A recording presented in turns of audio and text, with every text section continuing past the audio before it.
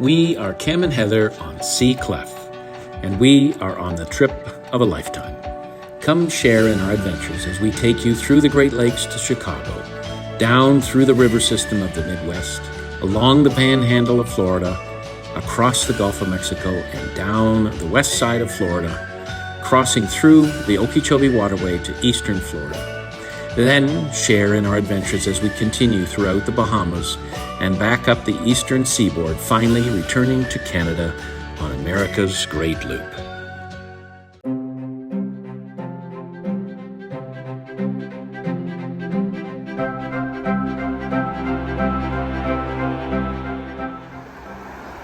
Lock 20, just before Peterborough Liftlock, and this one, we're going to be a little tight in here for the two of us with Misty Maiden. There's the two of our boats combined are 115 feet, and this lock is 120. So we're going to have Misty Maiden tied up on the front left, and we're going to tie up on the back right, bottom right, as we enter. A little different than we've been doing.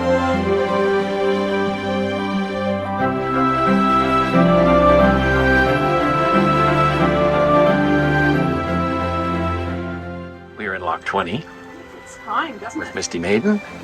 We've got Paul and Wendy joining us for part of the trip. It's a little squishy in this lock. Misty Maiden's right up to the front of the gate, and now we have a little bit of room at the stern here because the last line is so far forward, but that's the stern gate, and so we've had to actually overlap the boats, but between our two beams, our beam is 15 and theirs is 18 and a half, and the lock is 32 feet, so we cannot fit beside them.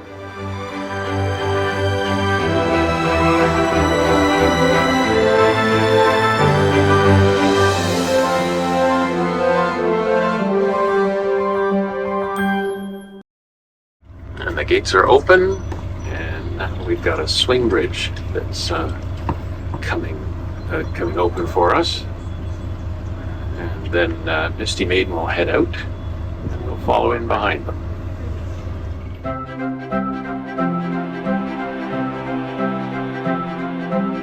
This swing bridge is almost always open, unless there's a train coming. But today we are fortunate there is no train. Here is the big moment. We are approaching the Peterborough Liftlock. It looks like we will be going in on the port side. The well is not open yet, so the light is red, so we're not going in yet. We have crew with us. There's Wendy down there posing for a photo with Paul.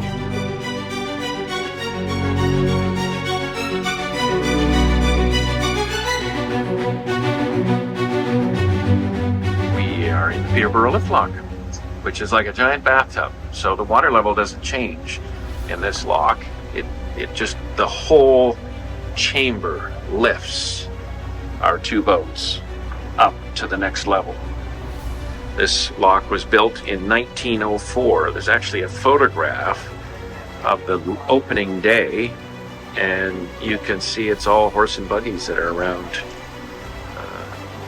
watching the opening, or the grand opening of the lock. You see the gate is tipping up as opposed to dropping or lifting. It just tips into position, drops out of the way.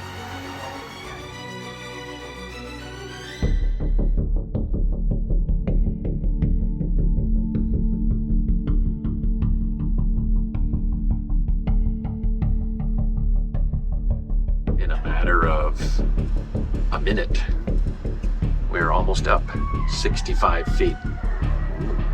What's that creaky noise? We're up, that's it. Oh, I see.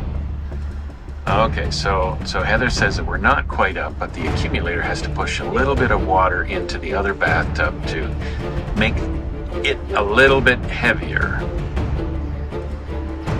And then we have another 18 inches to go before we're up. as they let the water in, and the gates are coming down, our water level rises in the basin by about 18 inches. So we have to keep our lines a bit loose to allow for that additional buoyancy that's going to bring us up, which could, if you had your lines too tight, it would be problematic. It's 10:15 in the morning, and we've already done 2 locks.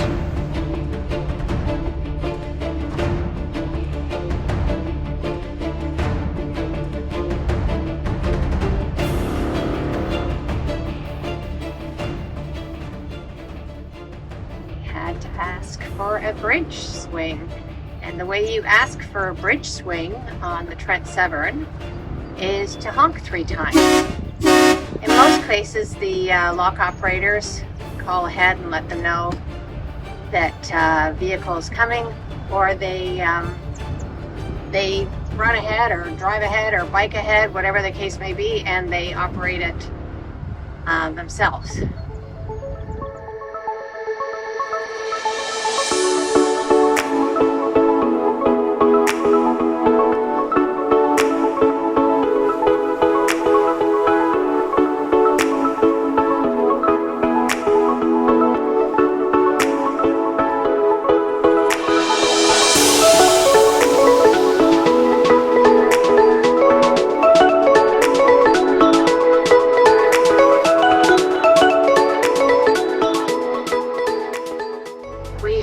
Approaching Lock 22, and the gates were just opening, but now Misty Maiden is blocking our view of it. They're probably, yep, they are wide open and ready to receive us.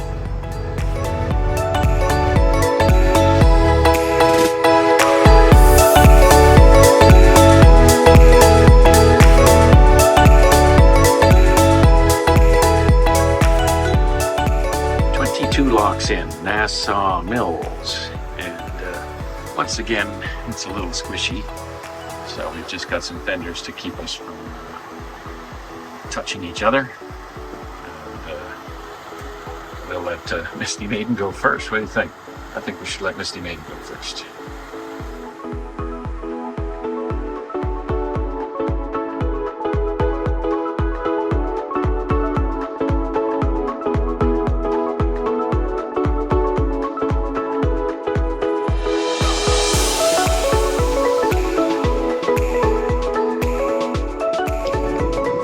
Lock 23, Otonabee Lock, is a quiet lock station with great boater camping opportunities along the shoreline.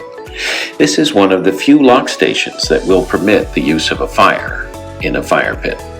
Boaters can access the nearby trail if you wish to go for a walk.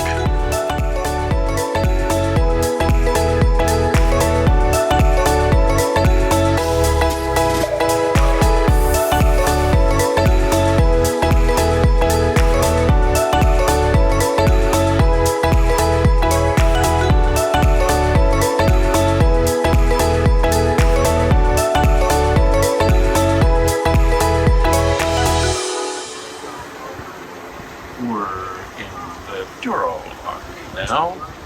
This is Lock 24, and we have 27 to do today, so we're making our way through. We're hoping for an anchorage tonight. I may have mentioned that already.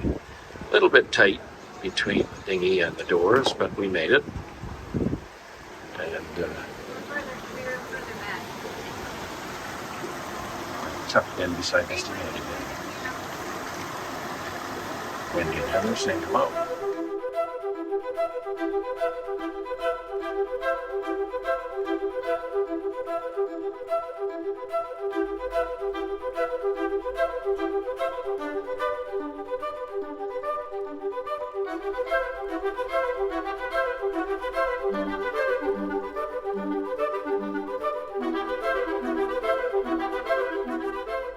Lock 25, Sawyer Lock, is near Lakefield, Ontario, and if the prevailing west winds are up, the approach can be difficult.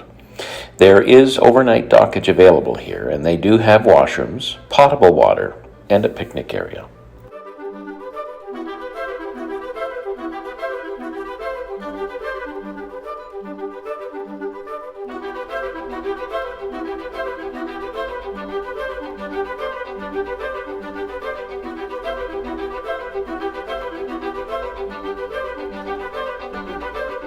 Lakefield Lock, Lock 26, is just a 10-minute walk from the very tourist-oriented downtown of Lakefield. You will find walking trails here, and dockage is available, including shore power, washrooms, showers, ice, and potable water.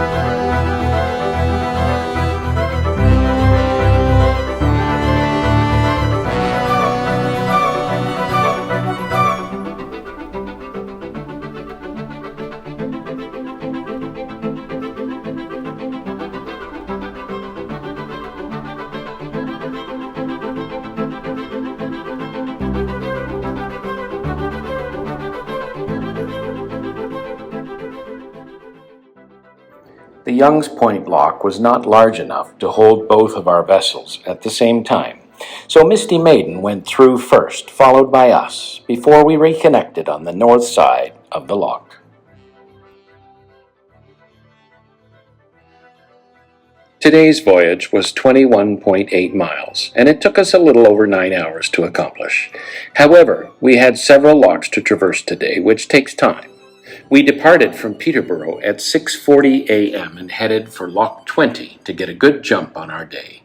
Today's locks included Ashburnham Lock, the Peterborough Liftlock, Nassau Mills, Otonabee Lock, Douro Lock, Sawyer Lock, Lakefield Lock, and finally Young's Point Lock.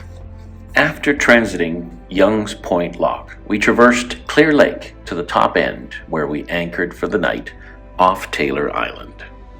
It was a great anchorage, and after a few bumps during the day from passing motorists on the water, we had a nice, calm night before we got started the next morning for a long-haul day ahead. Stay tuned for our next video, where we will tackle 6 more locks and travel some of the most beautiful areas of the Trent Severn Waterway.